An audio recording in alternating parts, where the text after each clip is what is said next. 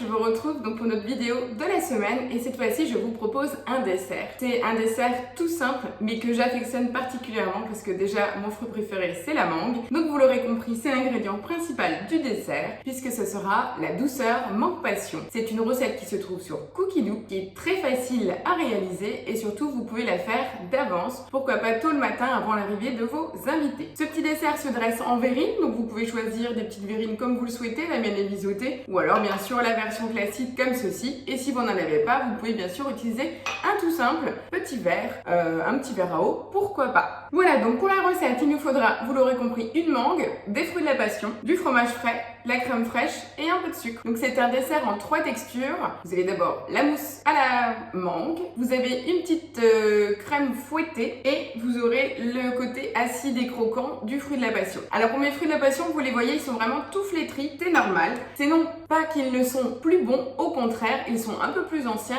et la coque a déjà séché. Donc tout simplement, les fruits sont beaucoup plus savoureux et plus aromatiques. Donc pensez-y, si vous devez en acheter, prenez plutôt des fruits de la passion flétris, si je peux dire, plutôt que des tout beaux fruits de la passion bien gros et tout lisses. Voilà, je vous propose qu'on démarre. Alors tout simplement, je vais commencer par préparer ma mangue. Donc je vais tout simplement l'éplucher avec un économe classique et la trancher puisque je vais d'abord couper le long du noyau. Donc je pense que vous le savez tous, il y a un noyau qui fait toute la surface de la mangue, blanc et tout plat. Donc il faut couper en fait des deux côtés avant de récupérer l'ensemble de la chair. Donc c'est ce que je vais commencer dessus. Alors moi je prends l'économe classique tout simplement et j'épluche ma mangue. Donc je perds très peu de chair. Vous voyez, j'ai vraiment qu'une petite lamelle toute fine. Voilà, donc j'ai mon magnifique fruit épluché et donc là, je vais la positionner sur le latéral et je vais couper. Et là, je sais pas si vous voyez, je suis tout près du noyau qu'on voit juste ici. Et il me reste ça, mon noyau est là-dedans. Et donc là, je vais tout simplement récupérer le maximum de chair puisque comme nous allons mixer le tout, je peux avoir des petits bouts pour éviter le gaspillage. Voilà,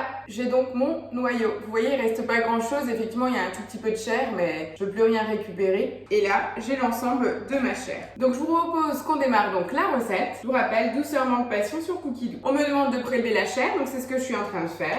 Et on me demande de garder 30 grammes et de la couper en petites brunoises. Donc, c'est ce que je vais faire avec mes petits bouts. Vous verrez, de toute façon, c'est uniquement pour la décoration. Donc, je vous rappelle, si vous voulez peser précisément les 30 grammes qu'on vous demande pour la décoration, vous prenez un petit récipient, vous la posez sur votre couvercle. Et là, j'appelle la balance. Donc, je vais couper mes petits cubes. Ah c'était pas fait exprès. 30 grammes tout pile et on est prêt. Et tout le reste, je ne m'embête pas plus. Je vais couper en gros ma demi-mangue en bandes. Je continue. On réserve la brunoise. Donc, c'est ce qu'on a fait. Je la mets de côté avec mes verrines. Et là, c'est parti. 300 grammes de mangue. Voilà, je suis à 329. Je vais pas me gêner. Je vais le laisser. Ça sera juste un petit peu plus gourmand et tout simplement, j'en aurai plus en quantité, ce qui ne va pas être gênant. Je continue. 200 grammes de fromage nature. Donc, il propose du Philadelphia. Moi, je n'aime pas trop ce fromage-là, donc je prends tout simplement un fromage frais nature. 50 grammes de sucre. Je remets le couvercle avec le gobelet doseur et je vais tout simplement mélanger 20 secondes à la vitesse 8. Donc, c'est même plus mélanger, c'est vraiment mixer. On est bien d'accord, l'ensemble de la chair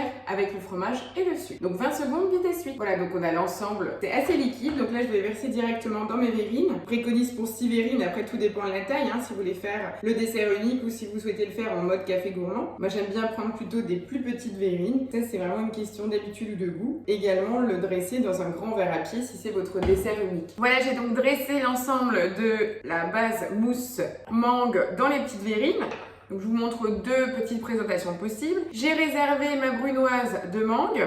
Et là, j'ai coupé mes fruits de la passion en 2 et je les ai réservés également. Donc là, on me demande de bien nettoyer le bol, bien sûr, pensez-y. Là, je repars avec un bol propre et sec. C'est vraiment important puisqu'on va lancer notre chantilly. Donc pour la chantilly, on a besoin du fouet, d'une crème fraîche à 35% ou si vous ne trouvez pas, prenez du 32%. Chez nous en Alsace, on a la marque Alsace Lait qui est vraiment juste fantastique. On nous demande donc d'insérer le fouet, c'est donc fait. Et là, je vais rajouter mes 200 grammes de crème que j'avais remis au frais pour qu'elle soit vraiment à bonne température. Voilà, je remets le couvercle avec le gobelet, c'est parti. Et là, on me demande de mélanger 1 minute à la vitesse 4.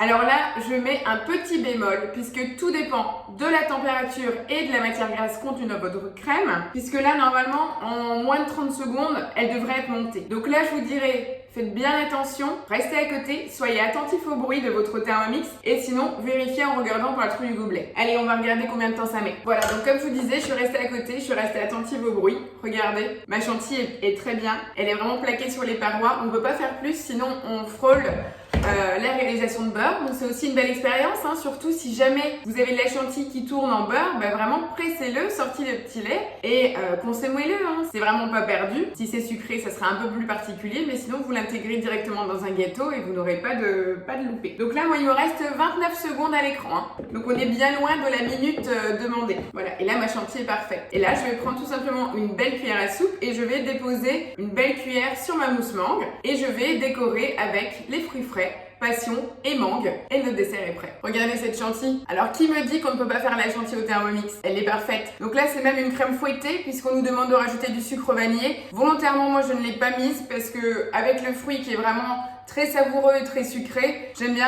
le fait que ça contrebalance et on a aussi l'acidité de la fruit de la passion. Après c'est une question de goût, vous faites comme vous le souhaitez. Et voilà, mon dessert est terminé. C'est vraiment sympa. Donc on est bien d'accord que la saison de la mangue, la meilleure des saisons, c'est de décembre à février. On est bien après la date. Sachez qu'effectivement les fruits de la passion et la mangue, on en trouve quasiment maintenant toute l'année. C'est vrai que j'en consomme à peu près jusqu'à la fin avril, mais après durant l'été, je laisse tomber. C'est voilà une question de goût. Là elles sont encore très savoureuses, hein. C'est la variété Kent, une que l'on retrouve le plus facilement. Je sais que c'est mon fruit préféré, donc je fais durer la saison le plus longtemps possible. J'avais vraiment envie de vous la partager parce que je trouve qu'elle présente beaucoup. On a au niveau des saveurs vraiment quelque chose de sympa. Ça ramène du soleil dans l'assiette et surtout, on garde le moral. Allez, sur ce, je vous dis à la semaine prochaine pour une nouvelle recette et plein de trucs et astuces. A plus, ciao ciao!